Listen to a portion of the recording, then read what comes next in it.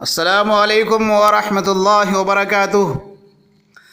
सरफरोशी की तमन्ना अब हमारे दिल में है, सरफरोशी की तमन्ना अब हमारे दिल में है, देखना है ज़ोर कितना बाज़ुए कातिल में है।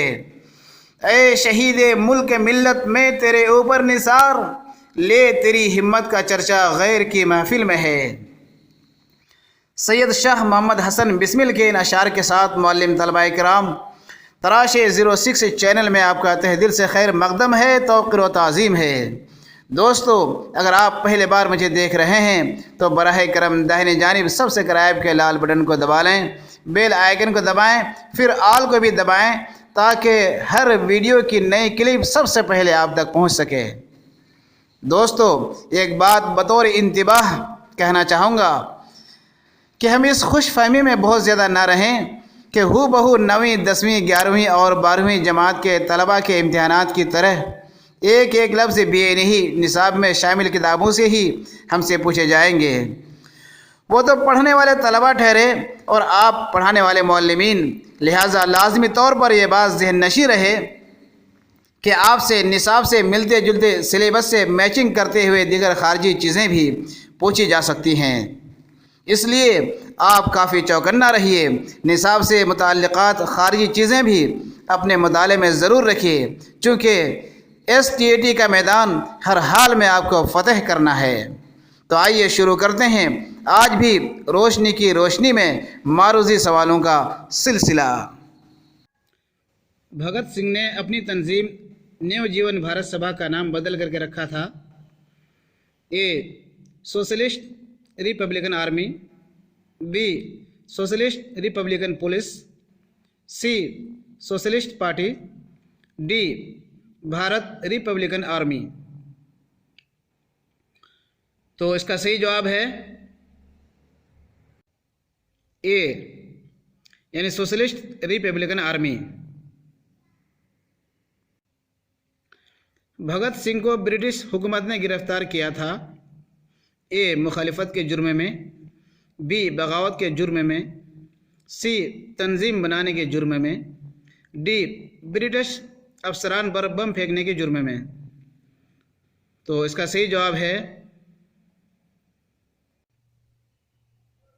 डी, यानी ब्रिटिश अफसरान पर बम फेंकने के जुर्म में इन्हें गिरफ्तार किया गया था। भगत सिंह और उनके दो साथियों को फांसी की सज़ा सुनाई गई थी। ए 17 अक्टूबर 1930, बी 17 अक्टूबर 1932 में, सी 26 जनवरी 1935 में, डी 18 दिसंबर 1928 में। तो इसका सही जवाब है ए 17 अक्टूबर 1930 में भगत सिंह और उनके दो साथियों को फांसी की सज़ा सुनाई गई थी। भगत सिंह के साथ सज़ा पाने वाले उनके दो साथी थे। ए अवध सिंह और रामराज, बी सुखदेव शिव रामराज, सी सुखदेव लाजपत राय, डी रामराज और गोपाल सिंह।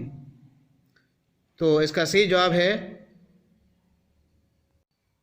बी, यानी सुखदेव और शिवराम राज, ये दोनों जो है भगत सिंह के साथ सज़ा पाने वाले साथी थे।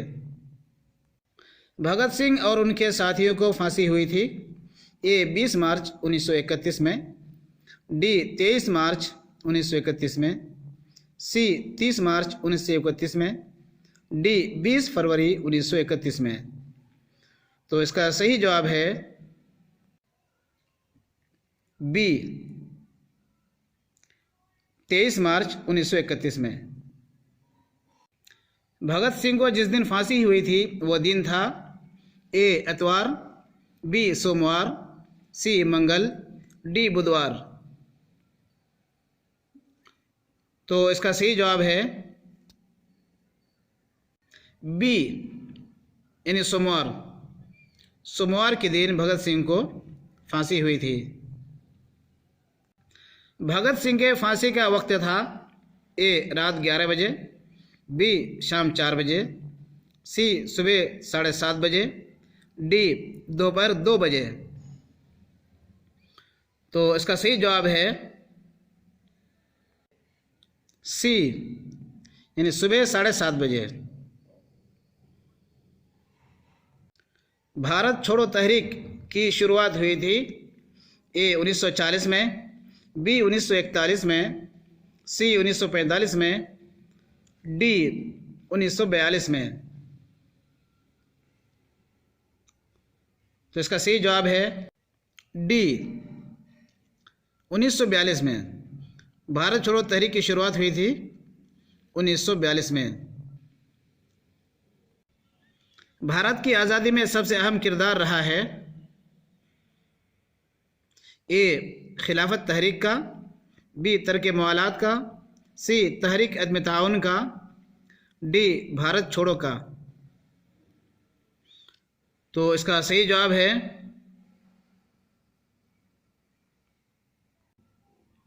डी, यानी भारत छोड़ो का।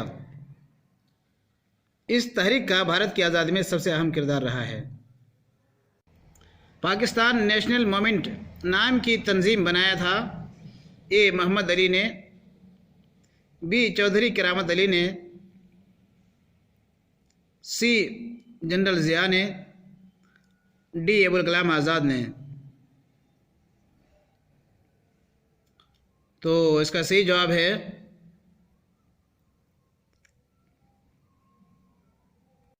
बी चौधरी करामत अली ने। चौधरी करामत अली ने पाकिस्तान नेशनल मूवमेंट नाम की तंजीम बनाई। बरतानवी काबीना के कई मेंबरान पर मुश्तमिल एक वफ़द 24 मार्च 1946 को हिंदुस्तान आया था। उस वफ़द का नाम था ए कैबिनेट मिशन, बी इंतज़ामिया मिशन, सी इंटरनेशनल मिशन, डी कानून साज मजलिस। तो इसका सही जवाब है ए, यानी cabinet mission. Direct action day मनाया गया था ए 16 अगस्त 1946 में, बी 16 अगस्त 1947 में, सी 26 जनवरी 1947 में, डी 15 अगस्त 1947 में। तो डायरेक्ट एक्शन डे मनाया गया था। इसका सही जवाब है ए, यानी 16 अगस्त 1946 में। बरतानवी पार्लियामेंट में हिंदुस्तान की आज़ादी और तक़सीम का बिल पास किया गया था ए जुलाई 1947 में, बी जून 1947 में, सी 1 अगस्त 1947 में, डी 10 अगस्त 1947 में। तो इसका सही जवाब है ए जुलाई में। जुलाई 1947 में बरतानवी पार्लियामेंट में हिंदुस्तान की आज़ादी और तक़सीम का बिल पास किया गया था। पाकिस्तान का सबसे पहला वज़ीर आज़म का नाम है ए शुजात अली खां, बी लियाकत अली खां, डी रिफ़ाक़त अली खां, डी सलामत अली खां। पाकिस्तान का पहले वज़ीर आज़म का नाम है ए शुजात अली खां, बी लियाकत अली खां, सी रिफ़ाक़त अली खां, डी सलामत अली खां। इसका सही जवाब है बी, यानी लियाकत अली खां। आज़ाद हिंदुस्तान का पहला गवर्नर जनरल बनाया गया था ए महात्मा गांधी को, बी डॉक्टर ज़ाकिर हुसैन को, सी जौहर अली को, डी लॉर्ड माउंट बेटन को। तो इसका सही जवाब है डी, यानी लॉर्ड माउंट बेटन। आज़ाद हिंदुस्तान के पहले वज़ीर आज़म का नाम है ए इंदिरा गांधी, बी जवाहरलाल नेहरू, सी कृष्णचंद्र, डी राजीव गांधी। तो इसका सही जवाब है बी जवाहरलाल नेहरू, ये आज़ाद हिंदुस्तान का पहला वज़ीर आज़म है। पाकिस्तान का पहला जनरल गवर्नर है ए बेनज़ीर भुट्टो, बी मोहम्मद अली जिन्नाह, सी ज़ियाउर रहमान, डी मुजीबुर रहमान। तो इसका सही जवाब है बी, यानी मोहम्मद अली जिन्नाह पाकिस्तान का पहला जनरल गवर्नर है। बिहार में सत्याग्रह की शुरुआत हुई थी ए भागलपुर से, बी चंपारण से, सी दरभंगा से, डी पटना से। तो इसका सही जवाब है बी चंपारण से। हिंदुस्तान में कम अज़ कम ख़ानदान अलसना है, अलसना लिसान की जमा है, यानी ज़बान जो पुरानी ज़बानें हैं वो कितनी हैं? ए 3, बी 4, सी 5, डी 6। इसका सही जवाब है बी, यानी 4। हिंदुस्तान में कम अज़ कम पुरानी ज़बानें जिसे कह सकते हैं वो 4 ज़बानें हैं, बाकी ज़बानें सब बाद की है, इन्हीं ज़बान से निकली हुई हैं। हिंदी ज़बान निकली है ए द्राविड़ी ज़बान से, बी उड़िया ज़बान से, सी उर्दू से, डी खड़ी बोली से। तो इसका जवाब है डी, यानी खड़ी बोली से हिंदी ज़बान निकली है। लफ्ज़ हिंदी ये माखूज़ है ए अरबी से, बी फ़ारसी से, सी हिंदी से, डी संस्कृत से।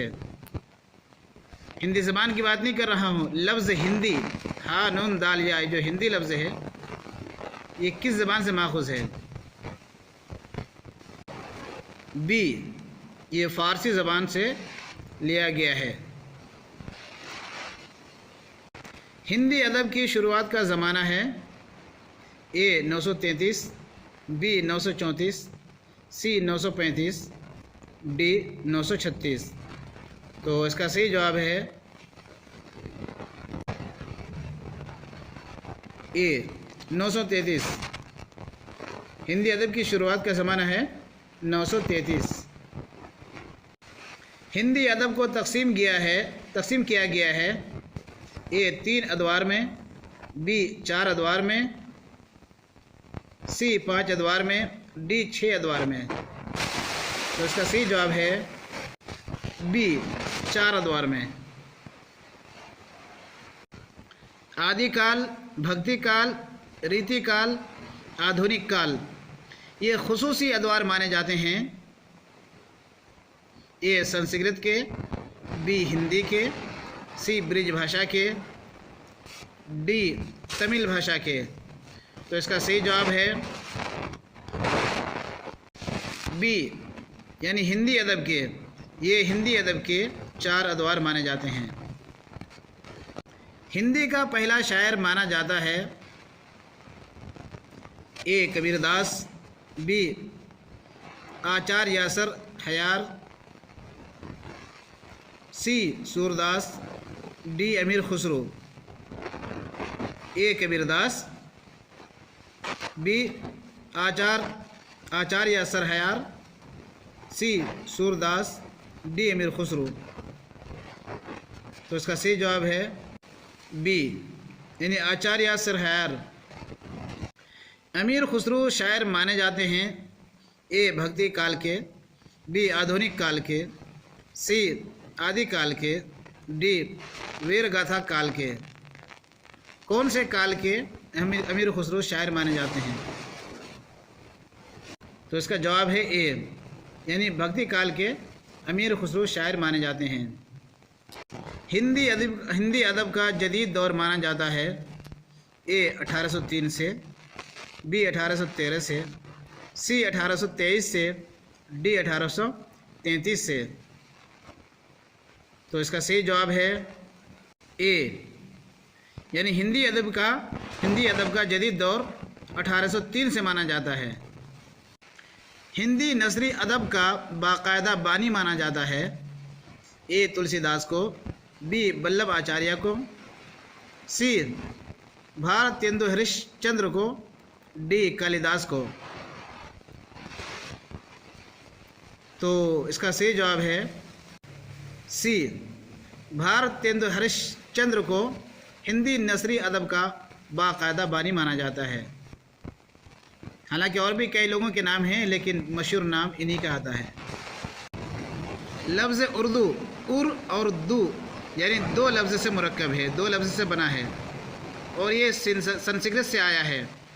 ये तहकीक पेश किया है ए अमीर खुसरो की, बी पंडित दत्तात्रेय कैफ़ी की, सी सोमनाथ की, डी मीराबाई की।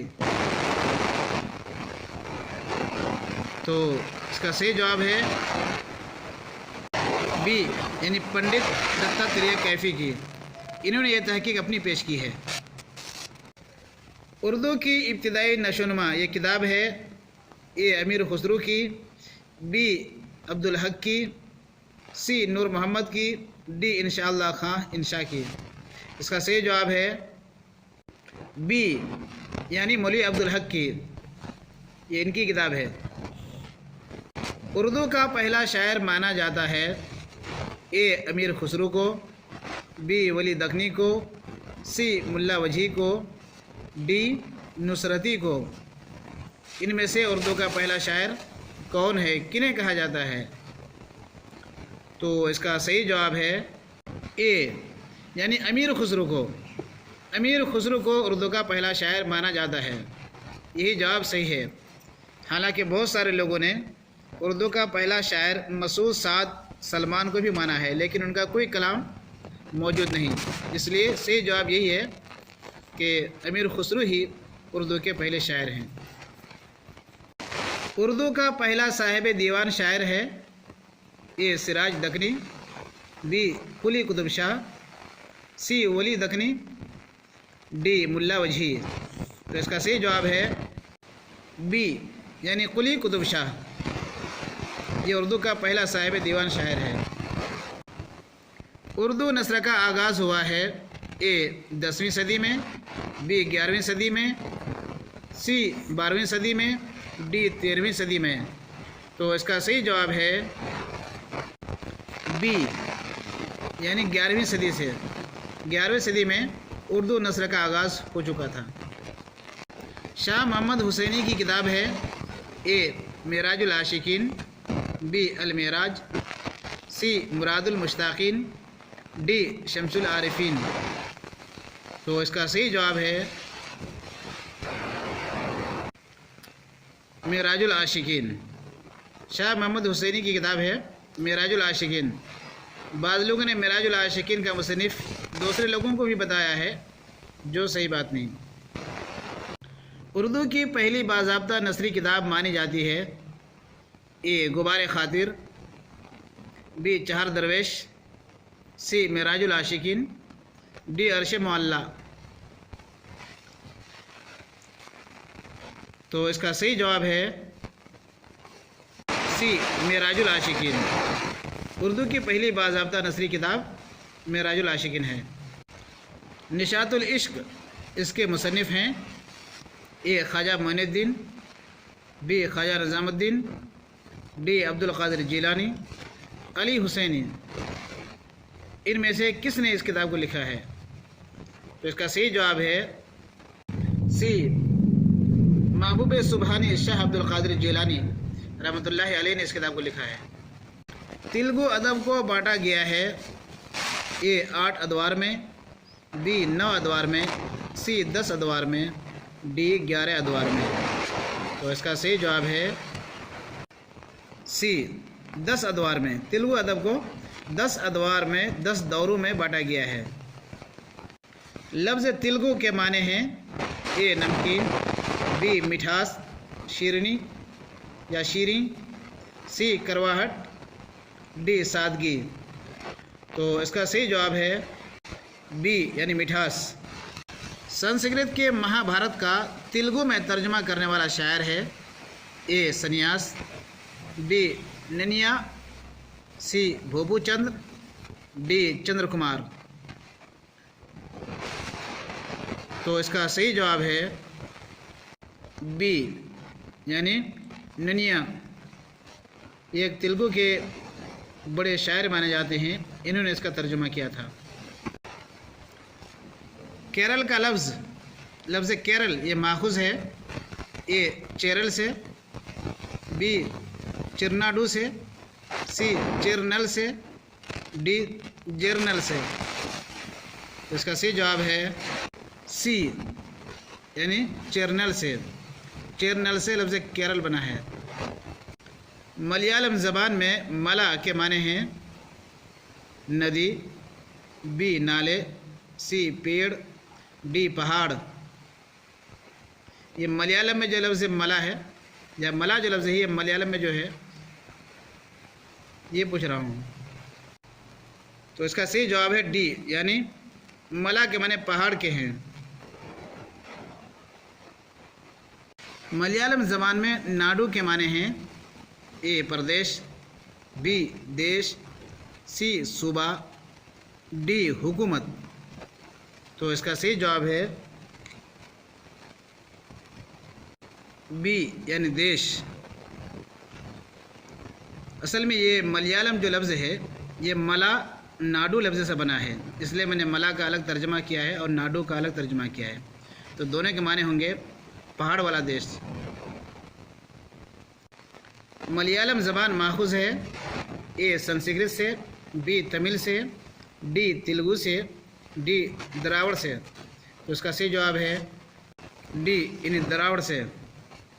कोई राजमार्ग ये एक किताब का नाम है। इस किताब का ताल्लुक़ है ए तेलुगु अदब से, बी मलयालम अदब से, सी कन्नड़ा अदब से, डी तमिल अदब से। तो इसका सही जवाब है सी यानी कन्नड़ा अदब से। कन्नड़ा अदब से ये कोई राजमार्ग ताल्लुक़ रखती है ये किताब। कन्नड़ा ज़बान की कोई राजमार्ग किताब ये किस सदी में लिखी गई थी? तो इसका जवाब है ए 8वीं सदी की किताब है, बी 9वीं सदी की है, सी 7वीं सदी की, डी 11वीं सदी की। तो इसका सही जवाब है बी 9वीं सदी की ये किताब है। ये कन्नड़ा ज़बान की जो किताब है कोई राजमार्ग ये 9वीं सदी की है। मैं आपको ये भी बताता चलूँ कि कन्नड़ा ज़बान ये कर्नाटका में बोली जाती है। हीम अहद ये गुजराती ज़बान की इस्तिलाह है। ये मुहित है ए 200 बरसों पर, बी 300 बरसों पर, सी 400 बरसों पर, डी 500 बरसों पर। तो इसका सही जवाब है बी यानी 300 बरसों पर। 300 बरसों के ज़माने को गुजराती इस्तिलाह में हीम अहद कहा जाता है। ये ख़ास हीम अहद है। हीम अहद का सबसे बड़ा अदीब है पद्मनाथ, वीर सिंह, विनय चंद, हेमचंद्र आचार्य। ये बी हेमचंद्र आचार्य है। इसका जवाब है जो हीम अहद का सबसे बड़ा अदीब माना जाता है। गुजराती अदब में गांधी अहद माना जाता है ए 1915 से 1940, बी 1920 से 1947, सी 1947 से 1960, डी 1960 से 1980। तो इसका सही जवाब है ए यानी 1915 से 1940। इस ज़माने को गांधी अहद कहा जाता है। वंदे मातरम नज़्म मुताल्लिक़ है ए संस्कृत से, बी हिंदी अदब से, सी बंगला अदब से, डी उर्दू अदब से। तो इसका सही जवाब है सी यानी बंगला अदब से। इस नज़्म का ताल्लुक़ है बंगला अदब से।